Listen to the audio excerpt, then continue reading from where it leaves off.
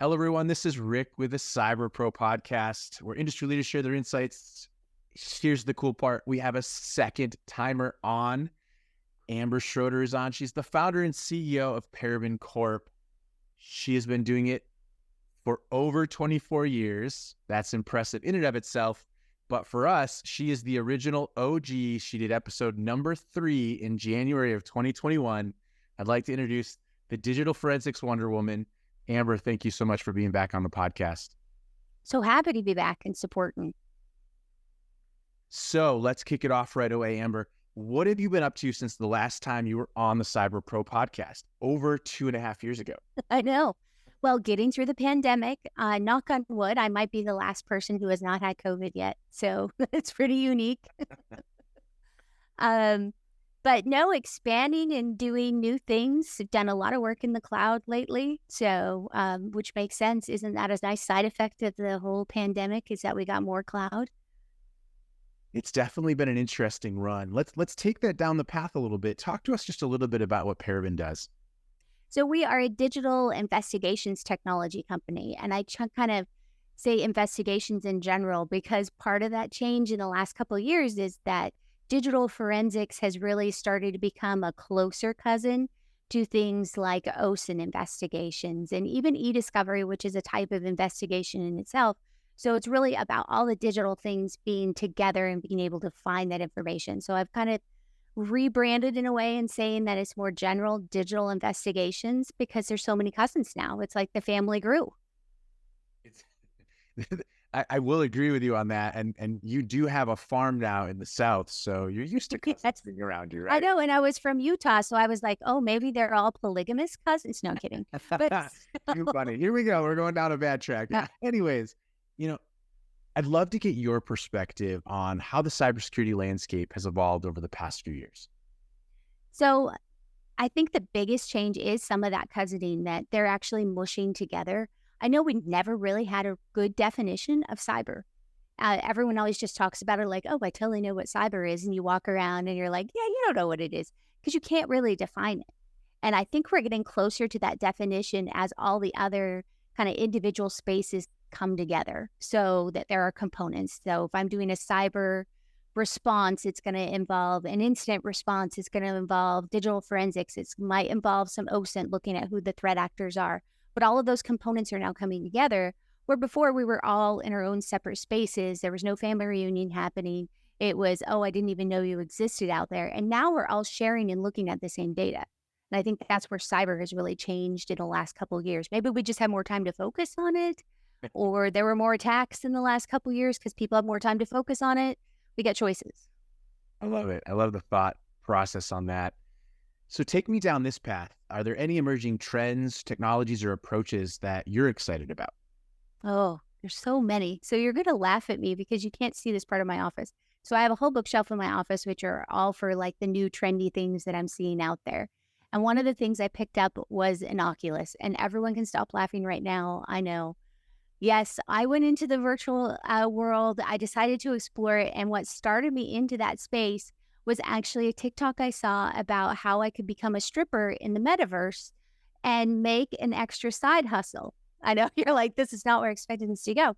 Great. But you get inspired from different areas. You never know. And I was like, wow, okay, so if you're stripping in the Metaverse and they're saying you're making 10 to 15,000 a month stripping, I'm like, that's some good coin. I was like, that's pretty good. I'm like, is the IRS in there? Are they taxing this? They're not going to, Metaverse isn't going to send me a 1099. What's happening? Because transactions equal crime, because you need to have money. And so I decided to dive in. I'm not a great dancer. So I also employed my kid, who is fantastic, because I have a 15-minute timer in virtual reality before I am puking my guts out, because the motion sickness is so just immense. But because my youngest son, who's 20, he's always played games. He doesn't have that problem. He can go almost 2 hours in there. And I said, fantastic, I'm going to teach my kid how to be a stripper. Things you never thought you would say. This is amazing. I know, I explained it all to him, and I said, we need to gather data and you need to interact with people. But the trick is I get to design your avatar. And he's like, all right, this is fair. This is interesting. Why not? And now everyone's thinking I'm a bad parent, but I'm not. He's learning about a new environment that is coming out and it's going to be part of his generation. I have a feeling it's not going to really be part of my generation, but it's definitely part of his and the alpha generation after his. So we started researching in and gathering data and seeing what type of investigative information is being left virtually that we're not seeing in real life. And we spent months doing that, gathering it, sharing with people. I really think the gaming world is one that is also not acknowledged in the world of cyber enough, which is my other son who helped me with that research because he's working on becoming a tier 1 player. Things I didn't actually know about. I don't want to seem like I was cool, but yeah, I didn't know about all this and I've learned a lot and I've learned how much time they spend in it. It's a different cyber world than what I knew 30 years ago when the internet started. No, it's amazing. And I think if anybody's watching needs to take something from this, it's not that Amber is an amazing parent. It's that she is providing the ability for her children and others to understand that research is key, right? Yes. Go find the data, go figure out how to make this tool work for you. And there's the circle back to everything that you and I do today in investigations and in cybersecurity. If you don't know what you're looking for, then you're just using the tool. You're just walking around. You're just walking around hoping you can do it. And this is true for my kids whenever they've done anything. And again, the youngest wanted to have an Oculus headset and he wanted to do this type of gaming. But our rule of thumb is even as adults, I said, you guys have to understand what your digital fingerprint is doing in there before you decide to jump in, full war, because it just doesn't work. I said, this is the rest of your life. Everything you do with your digital fingerprint is forever now. And that's why we do the research. It happened to be a very interesting way to go in and research. And he is a good dancer, but it's also at the same time, it's valuable for what they're going to have in their cyber futures. And I don't think a lot of parents think of it that way. I am a very black and white, blunt parent, and my kids like this about me. But I have one of my kids that's on the spectrum and he needed it that way. So it worked. Nice. So I know you have a lot of cool stories. You've been in this world for a long time. Could you share a real world cybersecurity or investigation story and the lessons or takeaways that we can learn from it? Oh, there's so many.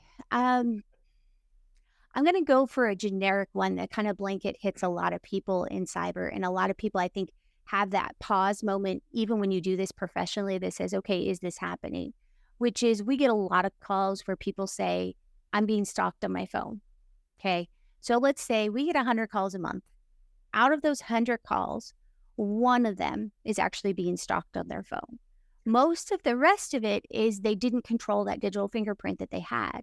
And as we start going into the data, reading through 500,000 text messages that people have and noticing, how did you set this up? We've also noticed that people aren't caring about their password sharing or their account sharing, how many people, and again, different relationship level, but like the Gen Zers that say, hey, you can just have my passwords. That way you can just log in.